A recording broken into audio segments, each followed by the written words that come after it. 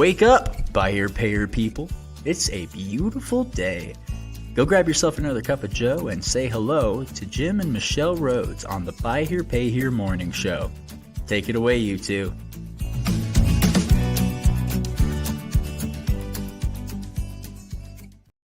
Well, good morning. Good morning from Utah. Yeah. Happy Wednesday. We got a White Hat Wednesday topic for today. Mm-hmm. It's loosely white hat. It's something that that non-white hat team also experienced. Yes, absolutely. We also were like, I got this thing happening right here. Happening? Okay, there we go. Here, see, now it's fixed. I got some tape over here. Yeah, paper clips. I mean, it's, like it's a different thing. It's when we've had guests on, they're fussing and they're, just primping and making sure that everything just looks okay. And for the most part, we just kind of like, it's time to start. Let's go. Yeah. But every once in a while, if there's something that's really obvious, it's like, I'm going to have to do this on camera for everyone to observe as I go. But yeah, oh well. Of course. And we were talking this morning. I know we're a couple of minutes late starting, and almost 10 minutes late, a couple of minutes late starting. And, we recognize that most of the people that listen to the morning show are not watching live. Yeah. So that's no excuse. There's about 3 people sitting out there waiting. When are they going to start? When are they going to start? Exactly. Yeah. Exactly. So what do we have coming up? Well, we have V8 meetings all lined out. I can say that our groups that meet near term are full. We do have one seat available in Group 2, which is the group of dealers that are 500 or more accounts. So if anybody has an interest in that, please reach out. Those meetings start next week. Yeah.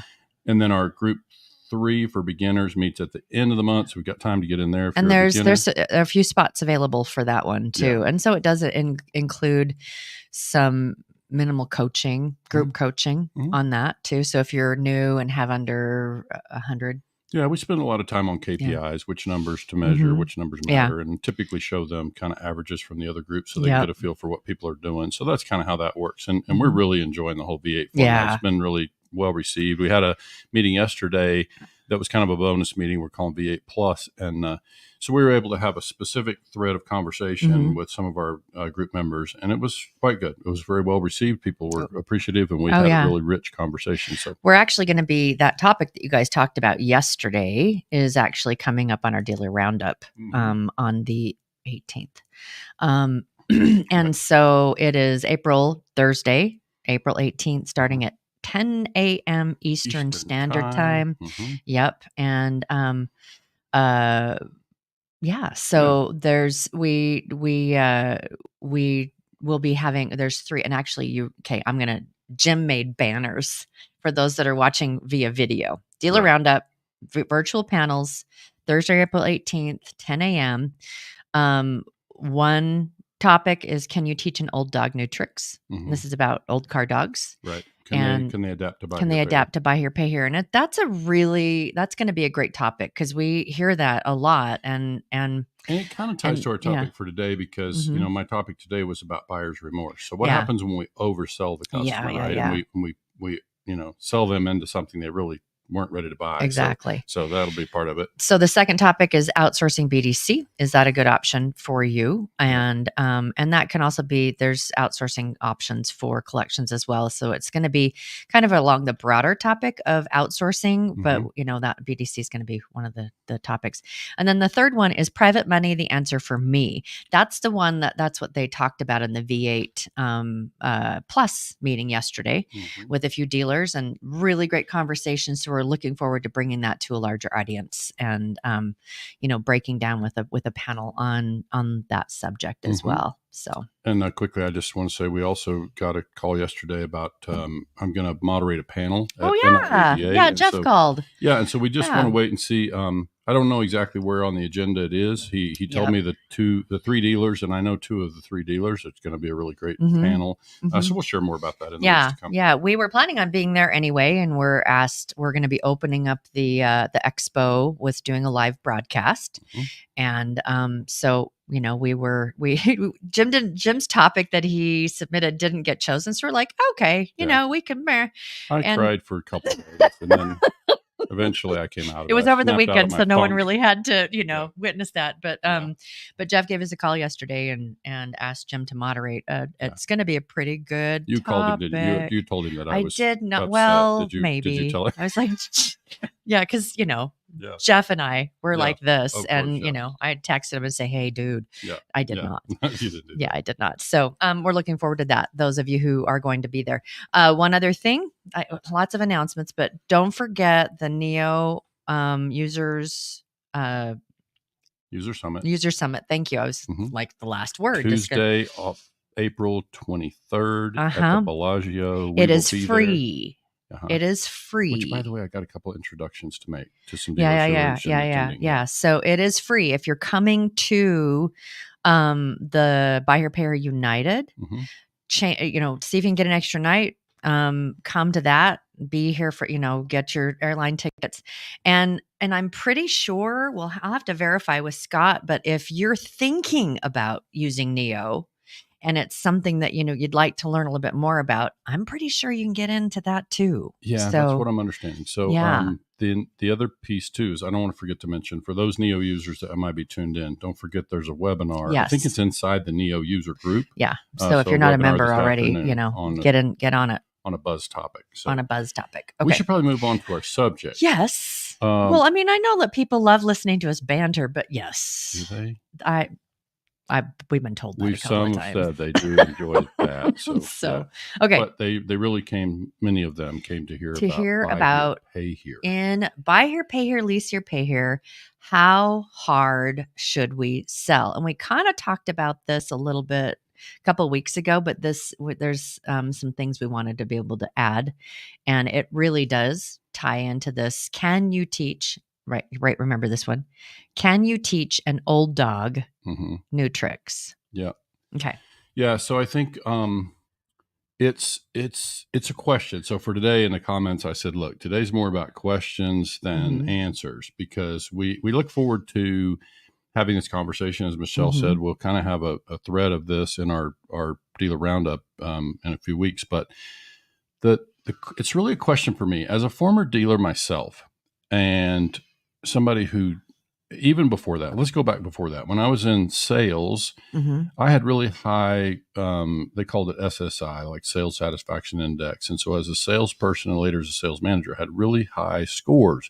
And that was mostly because like I didn't have, they called them comebacks, or, these customers who were, they bought on Saturday and they're in there mad and upset on Monday because they got sold something they weren't happy with. And that was just never me. Okay. So this is my nature anyway. So maybe it helps to understand that. So to understand though, that part of that nature is that Jim talks about all of the things and makes sure that the people buying understand all of the things, and that they feel good about their decision. Yeah. Like I don't want to stuff somebody in a car because it means a commission to me today. Like if I'm going back to my salesperson days, I don't want to stuff somebody in a car and have them be unhappy because they weren't really sure. They were kind of on the fence, and I wanted people to feel comfortable with their decision because I was still going to be here on Monday. And even though that's counter to a lot of sales approaches that might be taught and trained, because really traditionally, especially in the new car world, we want to close them now. Used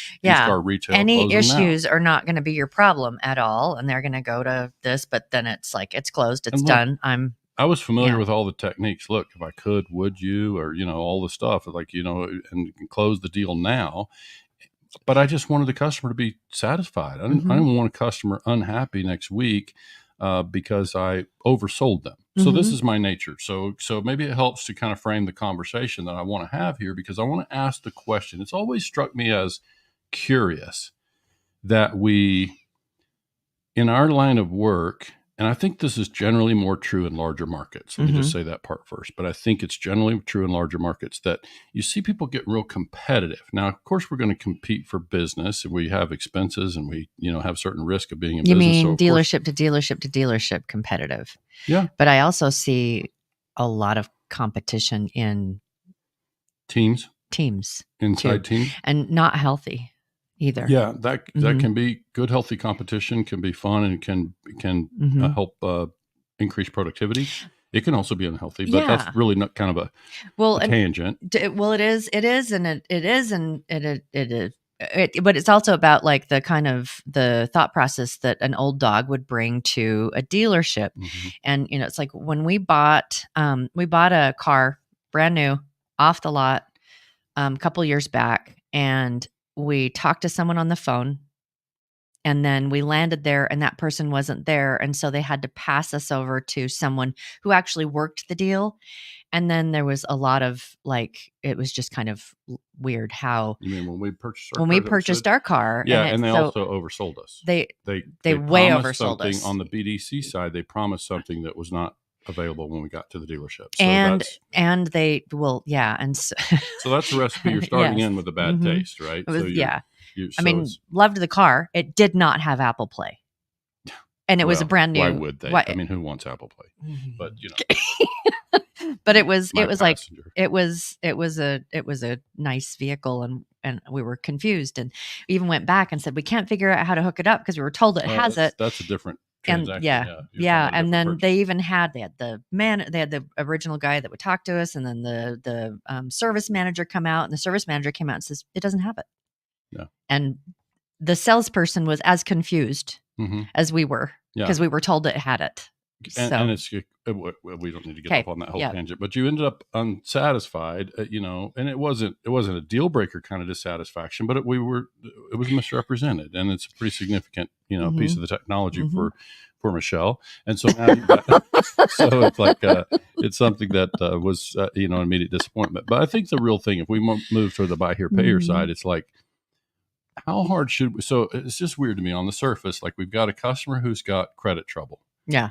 And we're all out there. Like, it just looks funny to me to see dealers saying, come do business with us. Your credit is a problem. Come do business with us. You know, it's like, it feels strange to me that we're competing that hard for a customer who, you know, has credit trouble. And sometimes I think the competitive environment that can be buy here, pay here, especially in larger markets, is created by us, not the consumer. Like, I hear about customers, oh, they really beat us up on price, and that, you know, blah, blah, blah. I'm thinking, well, I feel like we would have created that as dealers, because in my experience with customers all across the country, they're not price sensitive. They're not in a position to be price sensitive. Like, yes, they can decide who they want to do business with based on how you price your cars. But as far as, you know, being price sensitive, it's that I really only see in larger markets for the most part. And so it's a changing world. I could be wrong, and please jump in there and tell me if I'm Do you think dead price wrong sensitive and inventory sensitive is kind of the same thing too in bigger markets? Perhaps. I'm just saying that if a consumer with poor credit is shopping us hard against somebody else, well, so-and-so over here has got a little better interest rate, or so-and-so over here has got a car with less miles. I think that we as dealers have created that environment. And so I'm not saying we're going to fix it. I'm not saying that but I'm saying we sort of created an environment where, you know, we're competing with one another based on certain factors. And we've kind of created that environment, I feel like, where the consumer now, you know, can see that we're competing against one another, and we're going to compete. Don't misunderstand. We're going to compete. We have a business to build. We have to attract customers. I guess the real part I'm trying to get to, and again, for today, it's just questions. Like I just wanted to open the dialogue, and I look forward to bringing panelists and bringing experts to the conversation. We can start to analyze what we can analyze. And I just think it's a curious thing to say, how do we attract customers? And maybe it's easier to say it this way. When I was a dealer, and before I was a dealer, when I was a salesperson, I wanted the customer to want to do business with me. Yeah. I wanted them to want to be my customer. Just go ahead. Tyler Simmons, and I really, really appreciate your comments, Tyler, because they're well, and he's a sales manager in a pretty active dealership. Yeah. He says buyer's remorse with us comes from hard selling reality versus what the customer thinks they can afford. Gotcha. They actually come down to reality and understand we have their best interests in mind, but initially they want all the bells and whistle vehicles instead of what they can actually afford. Yeah. And so, I mean, I really do appreciate that. You know, that it's because you, like what you said is it is a used vehicle, one. So it's going to have things that might not be working right or that might whatever.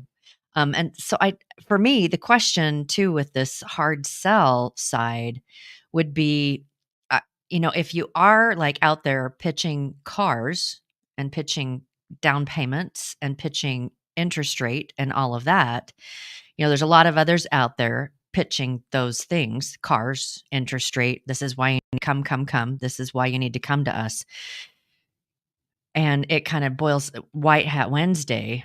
Are we, the differentiator in a big market is a program, is who you are, how you treat your people, your reputation, all of those things. Sure. And that's where you compete. Yeah. And yeah. Absolutely. I think for me, I'd like to separate it from the actual sale of the car. Like I think our car dog conversation at the roundup will be more around the car sales. And so there's different elements to this to me. There's the car, being happy with the car. There's the actual closing of the deal. Like, the whole thing about, close, ask them to buy. And now they're ready to buy and they agree to buy. So I'm going to assume that we've reached an agreement on terms on the car they're going to buy. But really, even before that, it's like choosing where they're going to do business. Like, we're stepping into a long relationship in a buy here, pay here situation. So that makes us different. Just that alone makes us different. When the customer steps in, if they step in unhappy, then we're in this unhappy marriage with a customer for as long as it's around. I mean, if we start unhappy, it's pretty hard to get happy. Oh yeah. It's sometimes expensive for the dealer to get happy. So when you look at like, again, this, old car dog, that has never been something that it's not an issue that really, doesn't, because my relationship is done. They're moving on to the next one. Yeah. And we should break that down. Like some people who are listening today might not be familiar with the phrase car dog. So car dog, the way it's always been shared to me in context is these older, more seasoned, experienced car people who are, obviously skilled salespeople because they've made a career in sales. And I wonder if the reason they call them car dogs is because they're either like a bulldog, they're very persistent and working the customer, or they're like dogs that chase cars. Like, there's the chasing cars kind of thing where you chase them and get them out of the car, as they pass through the lot. So either way, it's like the idea is it's representative of a car person who's highly experienced and has, the sales experience, and they're kind of just generally often called car dogs. We've heard that expression. So that's what we see frequently with the clients that we have is that the old car dogs are typically ones that have been working franchise for a long time. We all know the hours and what you're expected to do in the franchise world is pretty rigorous. It's, they're open 7 days a week. They're open until 8 or 9. They open up regular business hours. And so it's a lot more rigorous. And there's also this really high expectation of, sell. And so what we've seen with some of our clients is that they want to hire someone who is looking at kind of taking it a little bit more easy. They don't want to have the same stringent schedule. They don't, they maybe don't need the same amount of money that they were making working on a franchise lot. And, there's a lot of pieces to joining Buy Here, Pay Here that is really, it looks very appealing. Jim, when he started working Buy Here, Pay Here, he started in franchise, had the high index, and then they asked him to open up his Buy Here, Pay Here lot, and he's like, holy, I get a life.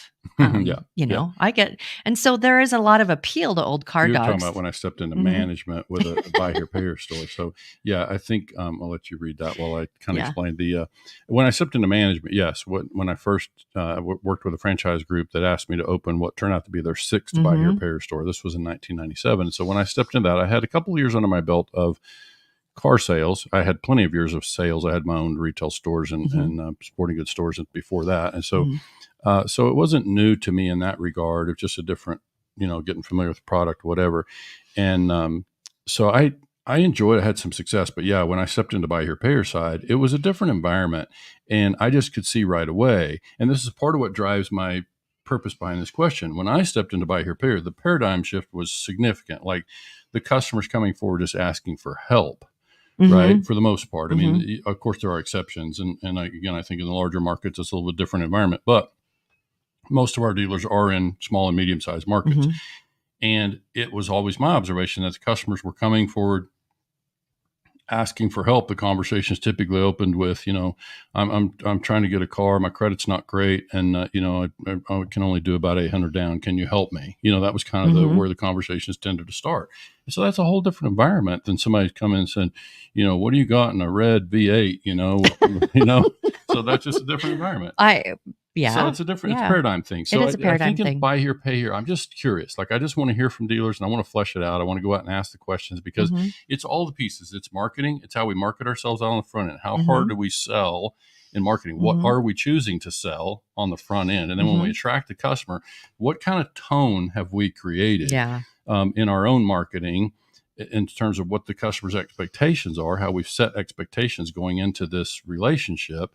And now the actual process of follow-up and closing the customer, like how hard are we working this poor credit customer? Don't we just want them to do business with us? Don't we want to create us? Because for me, it's more about attracting them than selling them. Okay, so Amen. That's kind of where I'm coming from. It's what's interesting to me is as we've worked with some of our dealers and BDC and those kind of things, is that the average buyer is like been in the system for a month. That they first reached out and like a month. How many franchise car dogs would, it's like, no, it has to be now. It has to be now. It has to be now. It has to be now. It has to be now. And, that's, and they don't know how to follow up. Yeah. And listen, we can't cover today this whole thing about commissions, like where we choose to put commissions, because obviously if I'm a salesperson, I'm motivated by a commission today, or, I need 3 more sales by the close of the month, then obviously that's going to affect people's salesmanship and how much they turn on the salesmanship. And so I think it's, it's definitely, and I see somebody said, marketing is a precursor. It is. And I think for that reason, we wanted to be congruent. We want the marketing process to be consistent with the dialogue at the lot, which would be consistent with the closing language, which would be consistent with the collections team, right? It's kind of all, we're trying to start a relationship with somebody for years. So is the closing and is the collections and is that whole relationship we have with a customer about a car. Yeah. So someone piped in, Facebook user, don't know who you are, but good comment. In my opinion, facts tell, stories sell. Sell the financing, not the car. We've helped so-and-so, and we can't wait to help you too. Speak to your potential customer. They typically don't think long-term. It's about the now, and your job is to set them up for success in the future. Example, selling them a vehicle they can actually afford and making timely affordable payments, etc. So I hear you. I think I still have a problem with using the word selling them a vehicle. Like, it's just like, I think in my approach, I'm not selling them a vehicle. You're selling them if I'm coaching a dealer, I'm not asking them to sell a vehicle. I'm letting the customer choose a vehicle. I'm selling them on our program, and I'm working with them on what kind of financing fits. And then I'm letting them choose a car that fits their budget. So I'm not selling them on this green car runs better than the red car. Like, that's salesmanship. And so some people may say semantics, but it's not. I mean, I think if we have to adapt that language in the dealership, like it really. Oh, and that was Anna Maria. Okay. Yeah. So it's like, and of course, I think that's one of the things that's different. And look, this is Jim. You line up 5 buy here, pay here coaches, and I may be the only one with this outlook, but this is again based on my own thing about underselling. Even if I just infer, so this is something that we can make a whole separate topic, Michelle. This whole thing about when we infer. She knows when I say that we got to grab a pencil. I'm taking notes because we otherwise we're up at 7 a.m. figuring out topics. Gracious, we are sometimes. So it's like this whole thing about, when you infer, just because you imply that this car runs better than this car. Let me go back. Back in the 90s, when I was trained to handle sales, the program, which was really that Rick Reeves program that we just kind of pay tribute to, that program was basically, was grounds for termination to tell someone they were buying a good car. Now, keep in mind, I felt that way before I ever heard that from the Rick Reeves training. But the idea is the same. It's like, why are we selling the customer on a certain car? And this is a good car. This is one. I drove this one to the bank yesterday and it drives great. The air's cold. If I were you, I would pick that one. What happened there? We just basically accepted a lot of responsibility. When that customer buys that car and the AC is not working in 2 days, how did that affect my language and selling the customer on that particular car? I have basically inferred some responsibility that didn't need to be there.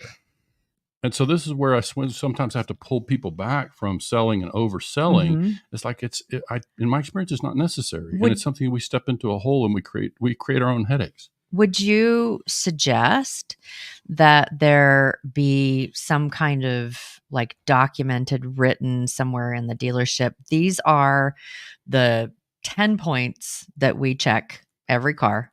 So every car on the lot's gonna, it's been reconditioned. These things are done, or these things, that they're. Would you suggest doing something like that? Yes, but it's a question of when I pitch it. Like, again, that's really pitching the car sale. So that's the condition of the car. And of course, I'm going to have a warranty or service contract or some commitment to support the customer. So that's a separate matter. I'm really saying, so if to answer your question, if I had a 10-point checklist or whatever it looks like, I would have it early on in my Get to Know Us poster that says, these are all the things you should know about doing business with us. And so it's really program related. We do this with all cars. But when it comes time to choose a car, it's you. It's going to be on the customer. Like, I just want the customer to have some ownership, take some responsibility. And of course, I'm going to help frame the conversation and the selection process by budget. Right. So, and we do that based on down payment and then ultimately by total payment terms or financing terms. But I think the key piece here is just salesmanship. It's like, when do we turn it off? Like, or what do we use those skills to sell? So, we talk often about the whole sell the program, not the car. And I think you either mean that or you don't. If you sell the program and not the car, you sell people. So let's do it the Jim Rhoads way for 2 minutes. I'm going to sell, if I go out in marketing, I'm going to sell myself. I'm going to have customers get to know me. I'm going to be on video. I'm going to let them get to know me and feel comfortable with me. And whether I'm a salesperson or the dealer principal, like, I just want the people to get to know me. And then I want them, through that, they will get to know the business. I will help them understand the business and kind of how we do business. And I want them to just get to the place where they feel comfortable. Like, they just want to get to the place where that's who I want to do business with. When it's time for me to choose my next car, those are the people I want to do business with. And now I go down and just choose a car from their inventory. Like, it's a whole different approach. And so my marketing on the front end is really going to be about me and the company. It's not about cars. And so this is something that, we're working through this with a lot of our clients, and we'll have a chance to go out and A/B test it. So, and I think it's not so much about whether we sell them today. It's how do they perform in the long run? Like, is this customer really stickier in the expressions that we've used in the past? Is the customer really stickier? Because again, in our buy here, pay here business, we get a little wrapped up in sell, push. And then all at once we've sold a bunch of cars and customers are unhappy and we got all these headaches, and boy, buy here, pay here is not very fun this week. It's like, okay, well, I wonder what we could have done to avoid that. And so that's the coach in me, right? And the analyst. And so now we're going to go forward and measure, and we're working with some clients who will be able to help measure those kind of things and see, when we win. It's like that. We did our story about Red Hanger some weeks ago. Like, it really becomes this scenario where I wouldn't dream of doing business anywhere else. Like, I feel comfortable with you folks. I feel comfortable with the way you do business. I like the way you're so transparent. I want to find a car it's here. Easy. Yeah. And it's like, people have good things to say about you, and I just want to do business. Now, does that mean that if they like us and they like the way we do business and they buy a car today, that they won't have problems with it in 3 days? No, that's not what that means. They could still have a problem with that car, but hopefully we've stepped into that relationship with enough relationship equity, right, that we can navigate that thing. Whatever's got the customer unhappy in 3 days, we're going to have a better chance to navigate that, instead of being in a situation where that's the car I'd buy. That car runs great, and now 3 days from now it's missing, and it's got a number 3 cylinder misfire, and like, what's the deal? Like, why did I have to go there? Why did I have to sell the car? Yeah. I have a couple of questions. You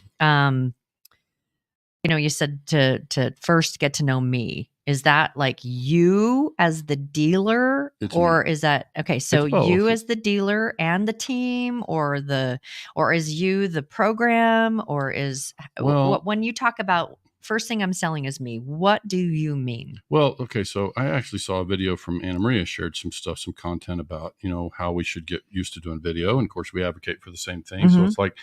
And I know Anna Marie is always putting things out there on most of the social platforms that we broadcast to. So take a look at some of those, because there's great ideas about. For sure. Yeah.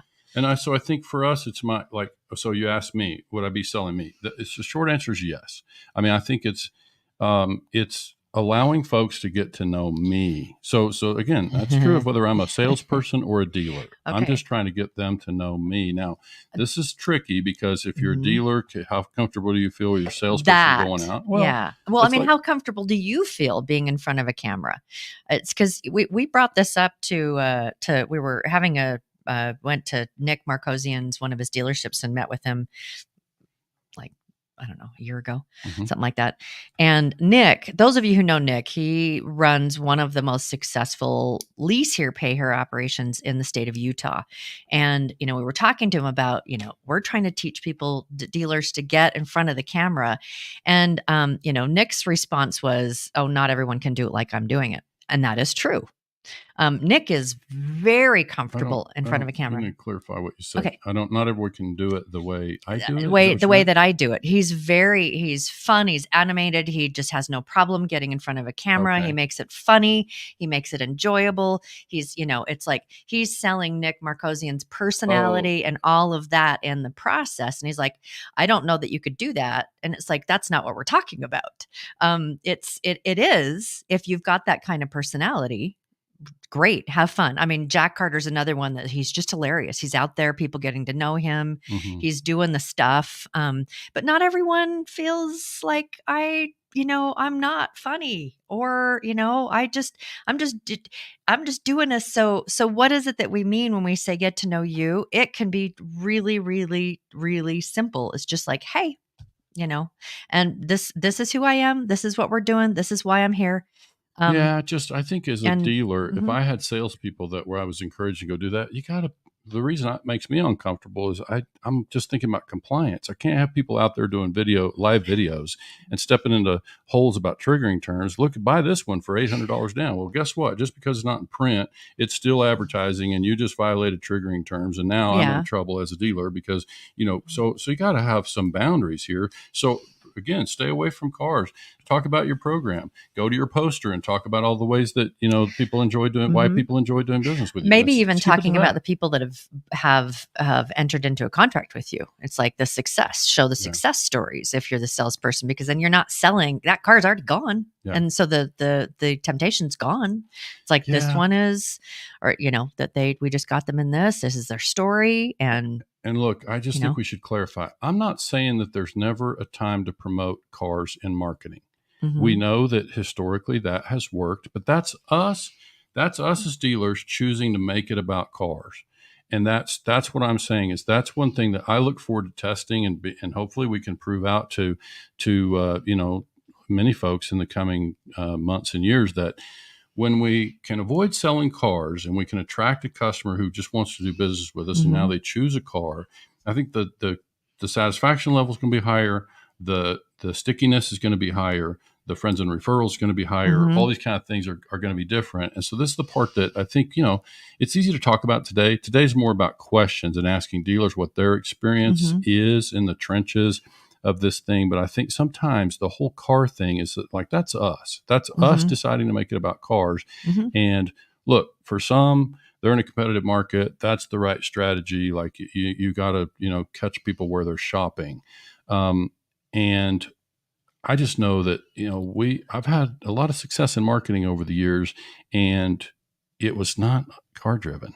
So it's like, I just know that, and so you're going to tell me, well, it's different, Jim. Well, it is different, but I'm still reaching a customer who's in a difficult spot. And, it's a different platform. Yeah, there's all different platforms, and there's ways that we communicate with customers different.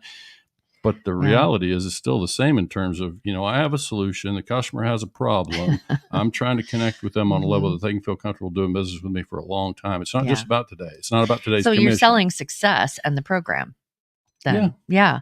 And selling myself. And selling yourself. And one of the things that we just want to really, because I haven't told, clarify is that we talk to dealers all around the country, and they're like, our customer's different. Our customer's different. Our customer's different. Yeah. Your market may be a little bit different, like competition, but your customer is the same from coast to coast.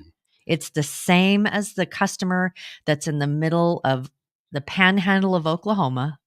There aren't any people there. That's true. As it is in Chicago. Yeah. It's the same customer. I mean, they have the same. That's why they're coming to talk to you, is because they can't buy from an independent dealer or a franchise. Yeah. I think, we kind of talked around it. I think we addressed the key pieces that I wanted to, get out there for the record. It's like, let's have a conversation. Let's continue this conversation. Let's bring dealers to really break it down, and let's, and try to just really dig into what we know works. And then back to the thing about, the car dogs are just, if they're going to come in, can they produce sales? Yeah, of course they can get somebody to agree to buy something they really didn't have in mind to buy. It's like the old joke, just quickly, we can wrap up. Like when I got into sales business and the new car business, the thing was, I've been working with this guy to buy a 3/4 ton 4-wheel drive truck, and the sales manager's working with me, and we call the person the next day on a Monday and said, hey, we want to talk to you about that 3/4 ton truck, and he said, well, when I left your dealership, I went down the street and I ended up buying a Ford Mustang. What happened was they ran into a salesperson, right? So that's the old thing about you into sales. So that's salesmanship, right? It's just that now, how happy is that person who bought the Mustang when it's time to go haul a load of 2x4s? Did they really solve their problem, or did they just run into a salesperson and now they're stuck with something that they're not so thrilled about? I'm sure they're enjoying. You get the point, though. It's like we sell them, and yes, they get them to sign the contract, of course. But now where are we? We're stuck in this relationship where we got a customer who doesn't like us very much. And I don't want to be in a 3-year relationship with somebody who doesn't like me. I agree. We're 5 years now. So like that. It's been, it's like a really long buy her, pay her note. Success. Okay. She got me on low payments, so it's a long-term deal. Yeah, absolutely. Yeah. Well, you crack me up. Oh, yeah. You do. Lots of fun. We always have fun here, and then it's one of these days we're going to have to just kind of keep the camera rolling and for like the conversation after a morning show, just for inside the world of Jim and Michelle, maybe even 10, 15 minutes before, when it's like, honey, you really should button your shirt up. Oh yeah, there's that. Yeah, she's talking about me. Yeah, exactly. Hey everybody, thanks for joining us today and making us part of your Wednesday. We will be back on Friday for regular, probably a straight line topic. We'll see you then. So have a great day, everybody. Thank you.